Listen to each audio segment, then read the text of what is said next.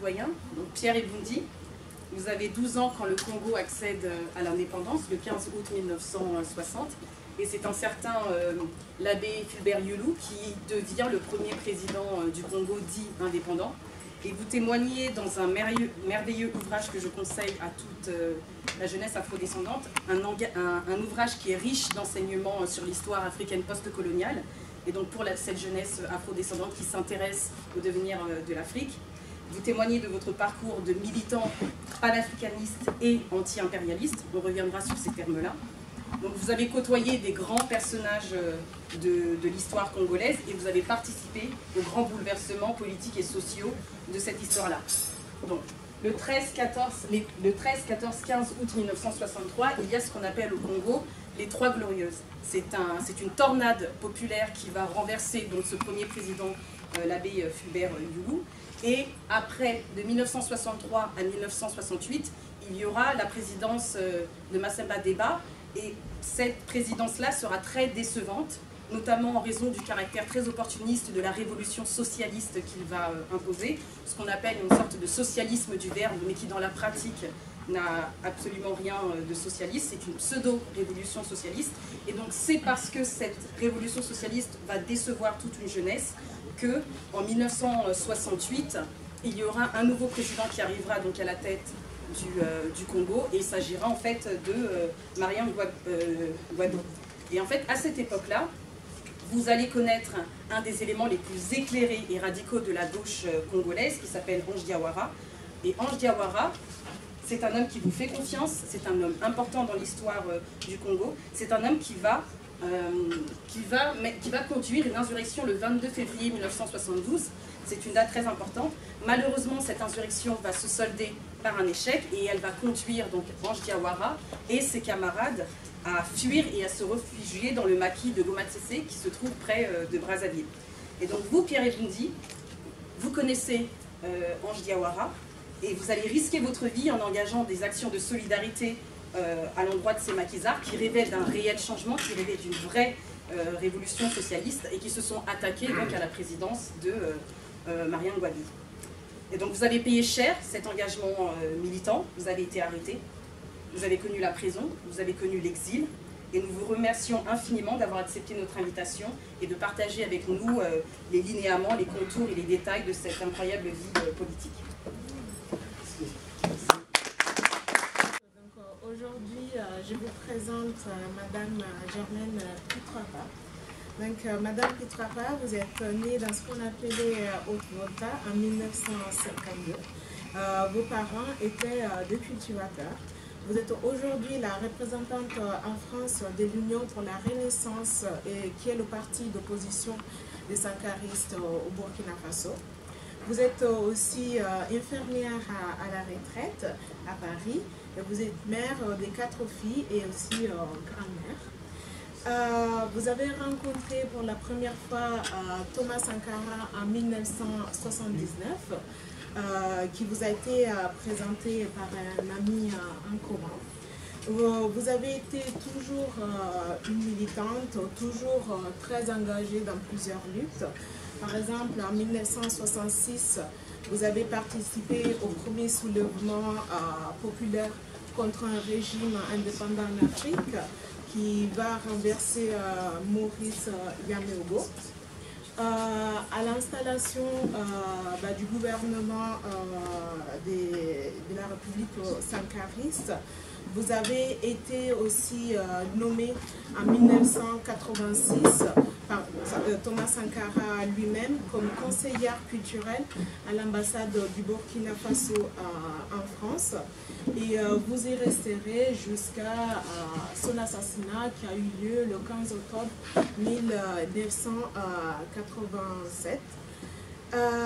Vous êtes aujourd'hui aussi coordinatrice et représentante d'une association qui s'appelle Gagner avec les femmes, qui est une plateforme internationale de soutien aux organisations des femmes africaines. Voilà.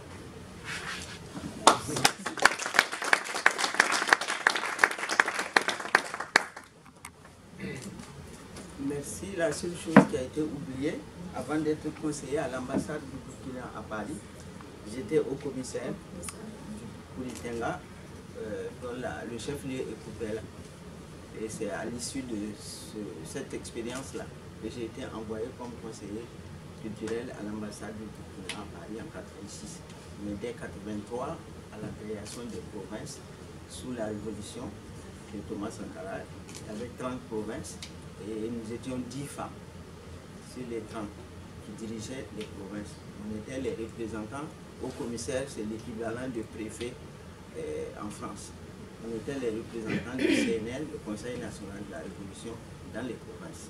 Et notre rôle était très important pour la diffusion et la mobilisation des masses pour convaincre les masses. La mobilisation, la sensibilisation pour l'adhésion à la Révolution de 1983. Bon, ça va être, je vais essayer de résumer comment je me suis retrouvé engagé en politique.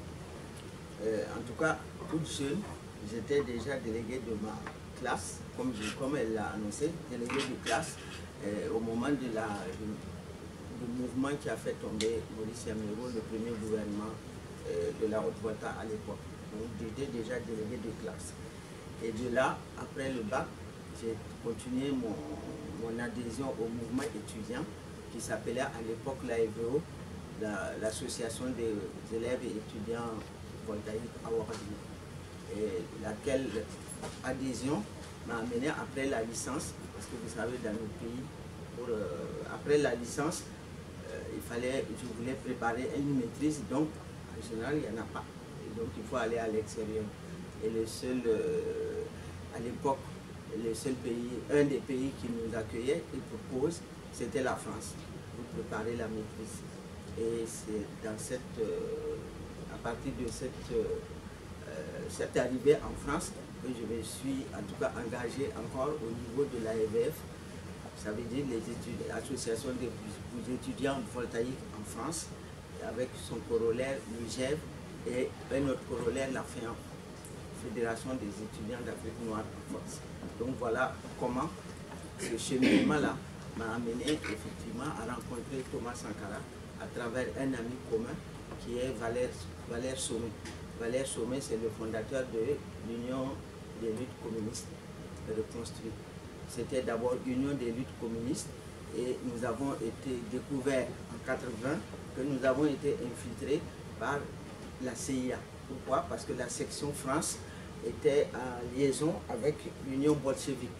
Je ne sais pas, les anciens doivent se souvenir qu'à l'époque, l'Union bolchevique essayait d'entrer en contact avec toutes les associations, étudiants, travailleurs, etc., en lutte en Afrique. Et nous avons notre section de France où celle qui dirigeait l'Union bolchevique nous avons découvert qu'elle était en fait une infiltrée de la CIA. Du coup, comme nous au pays, on avait déjà commencé la structuration du parti, nous avons décidé de dissoudre le parti et de reconstruire avec les meilleurs de nous.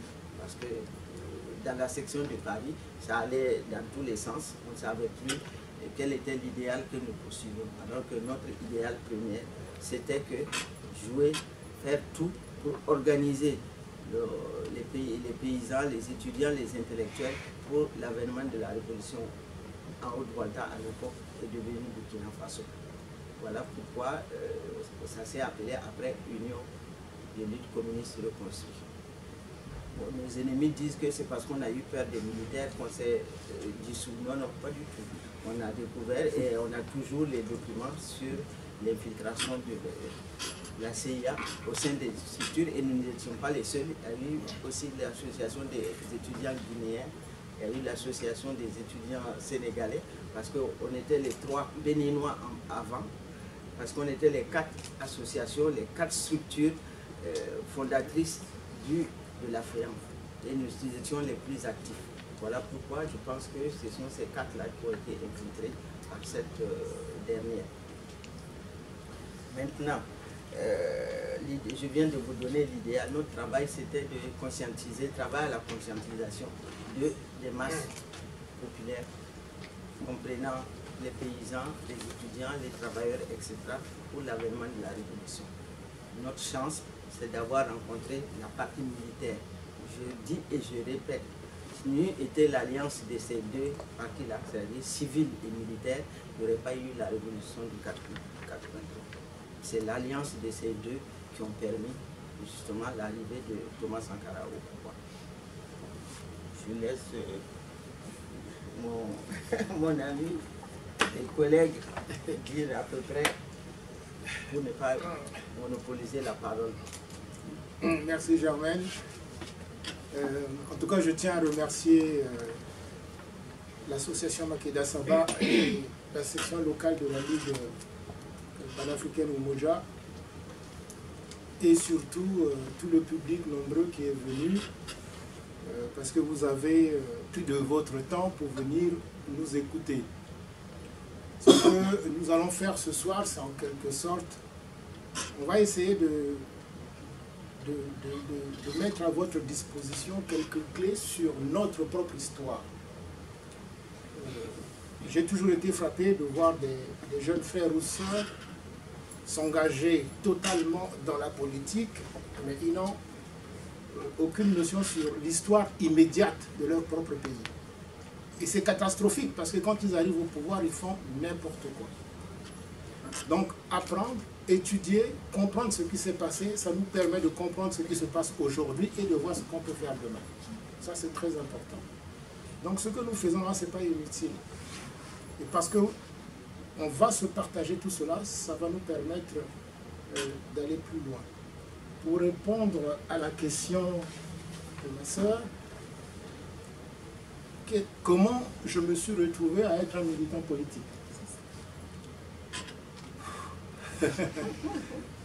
Aujourd'hui j'ai 68 ans, donc vous voyez que c'est pas d'aujourd'hui. Hein. J'étais encore lycéen. Mais en fait j'étais un basketteur. Je jouais au basket. Donc j'étais le capitaine de l'équipe. Notre lycée s'appelait le lycée Chaminade. J'étais capitaine de l'équipe de basket. On donnait des bons résultats. Et puis je ne sais pas pourquoi, il y avait un syndicat étudiant qui s'était implanté dans le lycée qui s'appelait l'Union Générale des Élèves et Étudiants Congolais, l'UGEC. Bon, l'UGEC passait de classe en classe pour nommer ce qu'on appelait des chefs de classe. Comme la sœur et moi, j'ai été voté chef de classe. Donc chef de classe, en clair, ça veut dire quoi? Ça veut dire, dans le cas de l'UGEC, vous devez assurer la défense de vos collègues. Donc, défense des intérêts matériels et moraux. C'est comme ça qu'on disait. Défense des intérêts matériels et moraux. Donc, quand je rentre dans l'UGEC, bien que je sois basketteur, je me rends compte qu'il y a des choses plus importantes que le basket. Pourquoi? Parce que dans l'UGEC, je comprends ce que c'est qu'être anti-impérialiste. Et je comprends que mon pays est dominé. Et je comprends que l'Afrique est balkanisée. Parce que les séances à l'UGEC, c'était des débats permanents. Et en plus, on a bénéficié de mai 68. Mai 68 a envoyé en coopération beaucoup de profs français qui avaient participé à mai 68. Avec eux, ils nous ont aidés à monter des troupes de théâtre où on a écrit des pièces de théâtre. Les élèves accusent. Donc on accusait quoi? On accusait l'enseignement néocolonial, puisque la majorité des élèves et étudiants qui étaient produits par le système d'enseignement étaient voués à être des administratifs. Dans un pays nouvellement indépendant qui devait se consacrer à transformer la matière première, donc il faut avoir des ingénieurs, des techniciens, etc. Et tout. Non, le Congo, il fabriquait des bureaucrates. Voilà. Donc, des bureaucrates. Donc ça, c'est déjà, vous vous rendez compte qu'il y a une anomalie quelque part. Bon. Ensuite, vous vous rendez compte aussi que vous n'avez pas de monnaie. Parce que nous sommes indépendants, enfin je ne sais pas si en Europe ici, il existe un pays indépendant avec une monnaie étrangère. Mais nous, on se rend compte, dans le cas de l'UGEC déjà, on comprend que la monnaie qui est là, le franc CFA, n'est pas la nôtre. Mais on se rend compte très tôt, hein.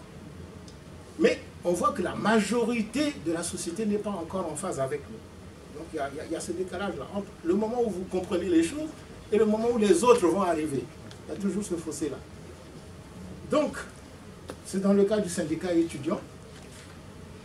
J'ai gravi les marches du syndicalisme étudiant jusqu'à devenir au bureau de Brazzaville, de toute la ville de Brazzaville. Et à partir de ce moment-là, quand vous arrivez à ce niveau, vous rencontrez des autorités, c'est-à-dire que les ministres, les machins, parce que quand on déclenche une grève, eh ben les ministres n'aiment pas ça, ils vous appellent, etc. Il faut aller discuter pour justifier pourquoi vous faites grève. Donc vous devez argumenter tout ça là. Et vous comprenez très vite que finalement, ils ne sont pas si intelligents que ça. C'est ça le problème. C'est-à-dire que quand vous discutez avec ces gens, vous vous rendez compte de la carence qu'ils ont. Et là, vous dites non, ça change. Alors, nous, dans le cadre du syndicat étudiant, je vais résumer, hein, parce que c'est... quand j'arrive en troisième, il y a...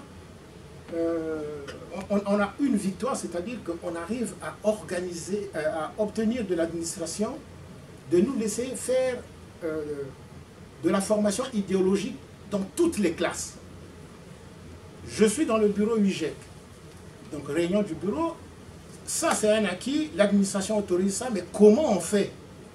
On s'est dit, il faut se retourner vers des aînés, des gens qui, plus grands que nous, qui maîtrisent ces questions-là.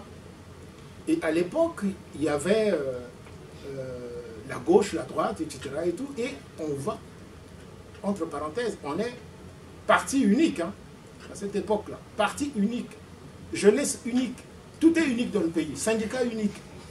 Donc l'opposition ou pas opposition, on est tous dedans, dans le même moule. Donc on arrive à des situations très bizarres, parce que qui est révolutionnaire, qui ne l'est pas, puisque nous sommes tous là. Ceux qui sont pour la révolution, pour la contre-révolution, on est tous dans le même parti. C'est ça, hein? Il faut comprendre ça. Et donc, il faut trouver quelqu'un qui nous fasse un cours sur la révolution nationale démocratique et populaire. Pourquoi ce thème-là, révolution nationale démocratique et populaire? Parce que c'est le thème officiel de la révolution, c'est le thème officiel de la révolution, et il faut aller s'imprégner auprès de ceux qui peuvent nous enseigner cela. C'est comme ça, on est deux. Fiola Hugo Hachi, c'est un ami, un frère de la RDC qui était avec nous à Chamina, le lycée. Et moi, nous sommes désignés pour aller rencontrer Ange Diawara, qui était membre du bureau politique, commissaire politique à l'armée, l'un des fondateurs du Parti congolais du travail. Donc il fallait le rencontrer pour qu'il vienne faire l'exposé au lycée.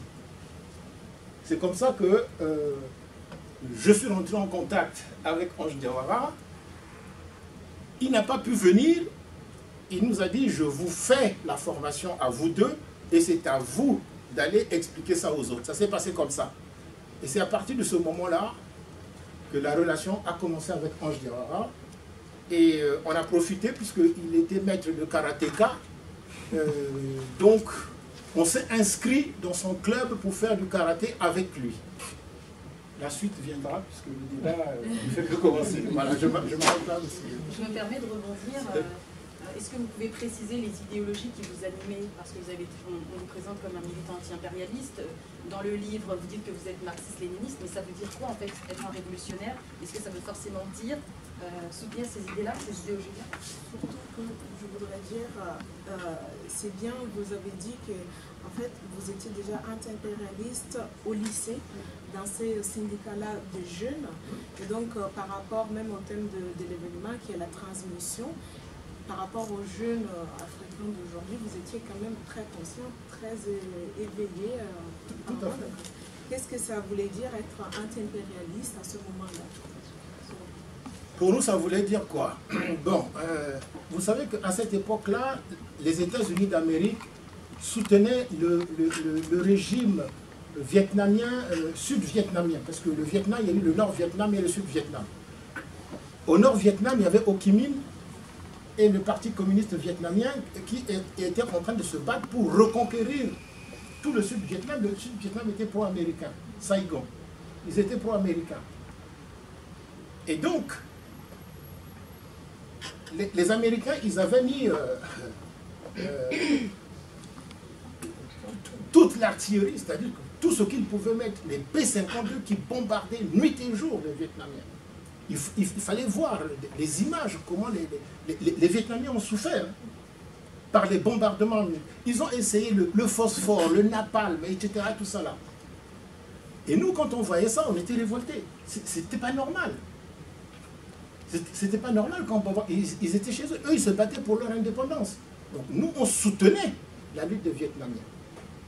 Et à cette époque-là, je vous le dis, puisqu'aujourd'hui beaucoup de choses ont changé, à cette époque-là, nous, on a soutenu l'ONP de Yasser Arafat. C'est-à-dire qu'on comprenait mal ce qui se passait. Ok? Donc, nous, on soutenait tous les mouvements de libération. L'Afrique, les colonies portugaises, vous pouvez vous imaginer. Nous, on a fait des campagnes, on a dénoncé, on a expliqué qu'il fallait libérer l'Afrique. S'il fallait aller se battre en cette époque-là, on aurait mis la tenue, on serait parti. C'est-à-dire que l'anti-impérialisme, en tout cas ça, au niveau international, on voyait ça comme ça, mais l'anti-impérialisme, parce qu'on savait que, en tout cas dans le cas du Congo, l'impérialisme français, c'était lui, l'impérialisme majoritaire. Il y avait quelques actions des États-Unis et des autres, mais en tout cas, la bourgeoisie congolaise, elle était soutenue par l'impérialisme français. Et donc, pour nous, quand je parle de la question de la monnaie, on peut voir la question de l'enseignement. Nous, on a posé la question de l'enseignement, puisqu'au Congo, on a même fait ce qu'on appelait un colloque sur l'école du peuple. On nous a promis l'école du peuple, c'est-à-dire une école adaptée aux besoins du pays. On n'a jamais eu. Mais officiellement, le gouvernement a juré que vous aurez l'école du peuple. On n'a pas eu ça. On a eu les textes. On a créé quand même des textes. On a eu des textes, mais qui sont restés dans les tiroirs de l'administration. L'administration, elle est faite pour servir la colonie, la métropole. L'administration, elle n'était pas faite pour travailler pour le peuple congolais. Et ce qui existe encore aujourd'hui. Hein. Ils jurent au nom de la France. Hein. On va passer au deuxième thème. C'est le thème sur la place et le rôle de la violence dans une révolution. La violence, elle est toujours présente dans une révolution. On parle d'insurrection du M22, on parle de coup d'État notamment lors de la prise de pouvoir de Thomas Sankara et également de sa destitution. Donc elle est intrinsèque au mouvement révolutionnaire et elle est à l'intérieur de la révolution et de vos expériences. Et on aimerait savoir comment vous avez vécu cette violence-là, de qui elle venait. Vous avez perdu des êtres chers. Comment vous pouvez parler justement de cette violence dans vos vies? Bon, je commence à rectifier quelque chose. La violence avec tous ceux qui veulent effacer la mémoire de Thomas disaient qu'il est arrivé par un coup d'État militaire. C'était une insurrection militaire à l'intérieur des militaires parce que c'est des officiers, des sous-officiers qui se sont rébellés contre ce que nous on appelait communément la casse des commandants, ou bien des généraux. Généraux, ils sont devenus généraux au fur et à mesure qu'ils dirigeaient le truc, sinon c'était des colonels. L'arrivée de Thomas n'est pas arrivée du jour au lendemain, ou tout simplement, Thomas avait été déjà nommé secrétaire d'État, contre son gré, secrétaire d'État à l'information au moment de l'arrivée de Seyzerbo, le colonel Seyzerbo qui a fait son coup d'État en 1980. Et il a exigé que Thomas soit avec lui. Pourquoi? Parce qu'il sentait en lui le meneur des sous-officiers et des hommes de rang dans l'armée. Donc il s'est dit, si je le mets de mon côté, je pourrais rester longtemps. C'est pour ça qu'il a exigé que Thomas soit secrétaire d'État. Une fois qu'il a accepté, mais en disant, la condition c'est que je ne reçois plus d'1 an, 2 ans maximum. dans ce gouvernement-là, parce que ça ne correspond pas à mon aspiration profonde. Et malgré tout, ils l'ont maintenu. Et il a trouvé l'occasion d'un festival, que maintenant on appelle le FESPACO communément, pour dire ce que tout le monde soupçonnait, à savoir qu'il n'avait pas envie d'être dans ce régime des colonels. Et donc il a profité de l'occasion de la presse internationale et la presse nationale qui était là pour dire qu'il veut quitter le pouvoir. Bon, sa formule c'était « malheur à ceux qui bâillonnent leur peuple ». Pourquoi? Parce qu'à l'époque, les syndicats étaient dissous. Les syndicats n'existaient pas. Donc on ne pouvait pas constituer des syndicats. Si vous vouliez sortir du pays, vous aviez besoin d'un visa de sortie, etc., etc. Voilà la formule choc qui a permis qu'une partie de la jeunesse africaine ou burkinabé, en tout cas sache qui était Thomas Sankara, en dehors de nous, militants de l'UCR, etc., que nous connaissions comme étant quelqu'un qui est différent, comme disait Valère, ce n'est pas un militaire comme les autres. Parce que nous, formatés par la fiance et l'antimilitarisme dans son expression la plus brute, nous ne voulions pas cette alliance-là entre les militaires et nous. Et ça a été le travail de Valère Sommet pour convaincre la majorité d'entre nous que Thomas Sankara n'est pas un militaire comme les autres. Et nous allions avoir la preuve, comme il dit. Et donc voilà comment. Et quand il a quitté le secrétariat d'État à l'information, il s'est retrouvé à réorganiser sa structure qu'on appelait OMR, Organisation Militaire Révolutionnaire. Parce qu'une fois que les colonels avaient pris le pouvoir, d'autres ont été tentés, comme j'ai dit tout à l'heure, une formule choc au-dessus de Thomas. Quand le train démarre, il y a beaucoup qui s'agrippent, qui veulent rentrer, mais quand on accélère, il y en a qui tombent. Et dans l'OMR, il y avait eu ceux qui effectivement étaient à l'intérieur de l'organisation, mais quand les colonels ont fait leur coup d'État, il y en a qui ont cru que c'était leur heure d'avoir le pouvoir, donc ils ont accepté. Résultat, quand il a quitté, il a repris la restructuration de l'OMR, Organisation Militaire Révolutionnaire, qui était à l'intérieur de l'armée. Ensuite, au coup d'État de 82, 2 ans après, donc, il y a le coup d'État contre les colonels, et c'était un commandant, Jean-Baptiste Ouédraogo. Bon, ça va être trop long pour vous dire, c'était l'homme qui était là au bon moment et à la bonne place. Pas à la bonne place, mais au bon moment. Parce qu'à l'intérieur justement de cette armée de l'OMR, il y avait les commandants, il y avait les officiers, il y avait les lieutenants, il y avait Thomas étant un capitaine, etc., etc. Et comme ils ont pris le pouvoir, Thomas a considéré que ça, ce n'était pas le chemin le plus simple, ce n'était pas son chemin à lui. Et donc, ils ont proposé qu'il prenne la tête du CSP 1, ce que nous appelons le conseil provisoire ou conseil du peuple. Il a refusé. Et connaissant, et tous on est des Africains, on connaît ce qui existe dans nos ethnies. Donc on a proposé Yorian, Gabriel, Sommet, et la majorité des officiers, des sous-officiers ont dit ah non, non, non, pas un Dagari. Bon, elle au moins elle sait de quoi je parle. Vous aussi vous devez connaître dans vos pays les ethnies, la façon ethnique. Non, pas, en tout cas pas un Dagari. Ensuite, on propose Thomas, qui lui d'emblée refuse, mais au fond, c'était un semi-moirant, c'est-à-dire moitié Moessi, moitié Peul. Bon, donc la discussion a continué au sein de ce CSP-là. Et Thomas a fini par dire non, je ne refuse pas parce que je suis semi-moirant, je refuse parce que ça ne correspond pas à mon idéal. Et que nommer un responsable en fonction de ça, et il fallait trouver maintenant un Mossi. L'ethnie majoritaire à 51-52% du Burkina Faso. Il fallait trouver un Mossi. Un Mossi, et le plus, dans ce genre de situation, on a dit non, bon, tous les militaires n'étaient pas d'accord qu'on dise, mais simplement parce qu'il est Mossi, on a dit non, on va prendre celui qui est le plus âgé dans le grade le plus, je ne sais pas comment ils ont leur formule alambiquée, et Voilà. Il se trouvait qu'il y avait deux commandants, Lengani et JBO. Sauf que Lengani était plus jeune que JBO dans le grade. Voilà comment JBO arrivait au pouvoir. Arrivé au pouvoir, évidemment, tous les sous-officiers qui étaient à l'intérieur de ce CSP-là ont dit, bon, nous on a proposé Thomas. Bon, il a refusé, mais il ne peut pas refuser d'être Premier ministre.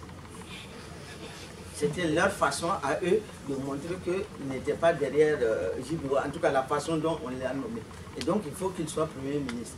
Et nous avons estimé à l'époque, nous qui étions en liaison avec lui, nous avons dit que c'est l'occasion ou à jamais de faire la différence entre lui et puis JBO. Voilà comment. Parce que nos radicaux, nos excités là, à l'époque disaient ouais, comment il peut aller collaborer avec un commandant réactionnaire, etc., etc. Et nous avons commencé à faire le bruit. Mais nous, les éléments sains de la société, excusez-moi du peu, nous avons considéré que c'était le moment où, à jamais, de prendre le premier ministère. Et il a été prendre le premier ministère, et bien évidemment, ça se voyait dans la façon de diriger le pays, dans la façon de se comporter, qu'il y avait un chef, ce n'était pas celui qui était chef d'État, mais c'était le Premier ministre. Et il était suivi par... Il se trouve que, comme on dit, quand on dit le néocolonialisme, là, les gens vous pensez que c'est un jeu d'esprit. Mais non, ce n'est pas un jeu d'esprit. Parce que l'arrestation de Thomas, après son discours de Bobo, pour dénoncer l'impérialisme français et dénoncer les accords qui lient le Burkina, la Haute-Volta à l'époque, à la France, dénoncer ces accords-là, la France a considéré que c'était un danger. Et ils ont conseillé à JBO, donc à Jean-Baptiste Ouedraogo, de se débarrasser de ce Premier ministre-là, parce que ça ne peut pas continuer de cette façon. Et le 17 mai, comme par hasard, Guy Pen, le conseiller spécial de Mitterrand, arrive en Haute-Volta en visite officielle, et une fois qu'il a rencontré le président et le chef d'état-major qui était Sommet Yorian à l'époque, à qui on a refusé de prendre la tête du CSP parce qu'il n'était pas nous aussi, et à la sortie de cet entretien, le président JBO, et entre parenthèses, les gens commencent à me saouler quand il parle de Kafando en disant oui, c'est le chef de la transition. Kafando était le ministre des Affaires étrangères à l'époque où on a arrêté Thomas le 17 mai. C'est lui qui a introduit Guy Pen auprès du chef de l'État. C'est lui qui l'a amené. Et au sorti de ça, à minuit, on arrête Thomas. Le 17 mai, dès que nous avons su, les élèves et les étudiants se sont mobilisés entre le 17, 18, 19, 20 pour exiger la libération de Thomas, qu'on avait tout de suite envoyé à Waïga en passant par Dédougou. Et c'est le 20 que JBO s'est rendu compte qu'en fait, il ne pouvait pas contrôler la jeunesse parce que les manifestations étaient permanentes. Et il l'a ramené de Waïga pour le mettre en résidence surveillée. Donc dire qu'il est venu avec un coup d'État, une fois qu'il était en résidence surveillée à Ouagadougou, comme dit comme dit justement Kafando, qui a été président de la transition, il est devenu incontrôlable. Parce que sa base principale, c'est dans les villes. Et dans les campagnes, bon, pour le moment, on ne sait pas qui c'est. Donc, voilà, il y avait toutes les villes, toutes les grandes villes du Burkina, de la Haute-Volta à l'époque, Ouaïga, tous ceux qui connaissent le Burkina, Ouaïga, Bobo, Ouagadougou, Koudougou, Fada, etc., étaient vent debout, tous les élèves étaient vent debout jusqu'à la libération de Thomas Sankara. Et il n'y avait pas que Thomas Sankara, puisqu'on avait arrêté aussi Henri Zongo dans la foulée, et puis Lengani, sauf quelqu'un, entre parenthèses, avait échappé. Comme par hasard. Mais bon, ça c'est un autre débat. Comme par hasard, tout le monde sait comment il y a échappé et où il était. Sinon, Blaise aurait été dans le lot. Après, maintenant, on nous raconte, oui, il a été à Pau, etc., etc. Nous étions déjà à Pau. Quand Blaise est arrivé, nous étions déjà à Pau, avec les militants du PAI, les militants les quelques militants du MLN. On était déjà à Pau. Pour dire que si on ne libère pas Thomas, parce que les élèves commençaient à s'impatienter et on a recruté quelques-uns au lycée qui voulaient aller à Pau pour faire la résistance. Pourquoi Pau? Parce que c'est Thomas qui a créé le Sénèque l'école de formation des officiers. Et c'est là-bas qu'il a préparé ses éléments au sein de l'OMR. Voilà pourquoi. Et puis bon, les puristes disent, oui, il a fait un coup d'État, il est arrivé. Ok, nous, on ne va pas mener ce débat-là avec les rouges qui se prétendent, qui veulent encercler la ville par la campagne, etc. etc. Nous n'allons pas mener le débat. Nous allons dans notre façon de gérer ce pouvoir-là, démontrer que c'est une révolution. Voilà comment nous sommes arrivés. Ce n'est pas un coup d'État. Quand on dit la violence, entre parenthèses, le 4 août, il n'y a même pas eu de combat. Il n'y a pas eu pratiquement pas de combat quand les commandos sont arrivés à Pau, de Pau. Quand on dit les commandos, nous on était à l'intérieur. Il y avait des civils, il y avait les Adama Touré, etc., les Touré Souman, etc. Nous on était déjà dans les trucs. Et nous, notre rôle, c'était d'aller leur donner l'information de combien sont à l'électricité, combien sont à l'eau, combien sont au téléphone, etc., etc. Le téléphone, c'est nous qui dirigeons le téléphone.